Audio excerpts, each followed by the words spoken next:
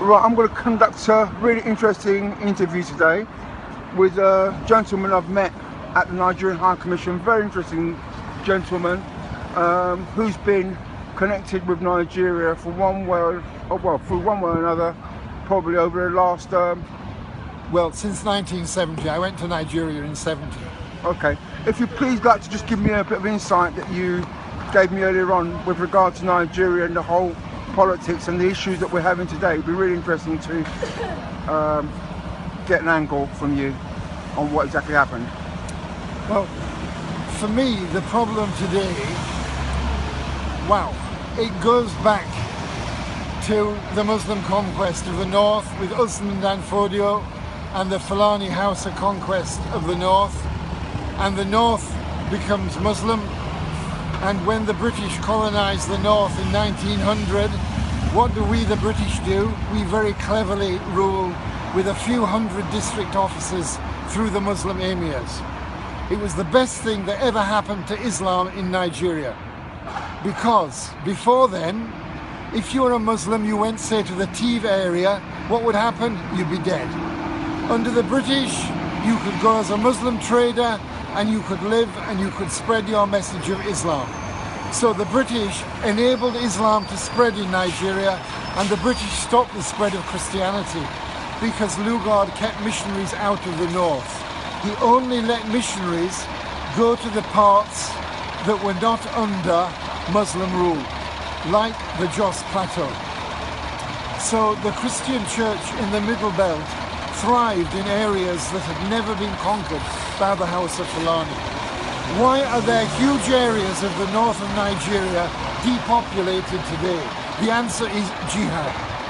Because those who weren't enslaved by the Hausa Fulani or conquered by the Hausa Fulani, they either died by the sword or they fled to the hills, like the plateau, like the Gwoza Hills in Bornu.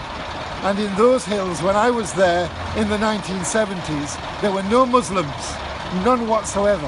The people followed African traditional religion and were becoming Christians, because down on the plain, it was the Muslim Kanuri, and they're the ones that slave raided. So what's going on today in the Middle Belt? It's nothing to do with herdsmen and farmers. It's nothing to do with Muslim herdsmen, nomadic Fulani, and settled Christian farmers. No, and it's certainly nothing to do with climate change driving out the Fulani. This is quite simply jihad. This is just an extension of Usman Dan Fodio's jihad by other means. But nobody in England dare call it jihad because they're all shit scared of being called Islamophobic. Well, I'm not. I don't hate any Muslims, but I think Islam is of the devil, and it has to rule, and it must rule Nigeria. Islam a religion of peace? Don't make me laugh. Where is Islam a religion of peace? Where Islam rules. Where it doesn't, that is the region of war. That is Islamic theology. That's what this is. So those who are for violent jihad, in my view, they have the historic pedigree in Islam. They're the Salafists. Now, Islam is a broad church.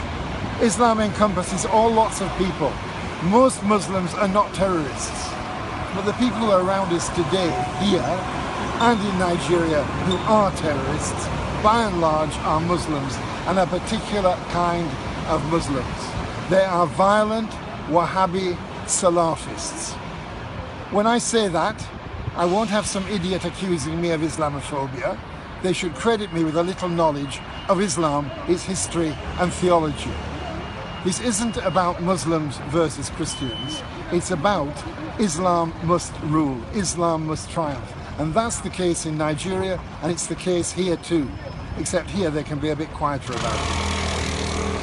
Thank you for that. I really, really appreciate it. And yeah, really interesting. Please, can I just have your name? Can you just tell me your name for? You give me yours, I'll give you mine. Okay, we'll just end.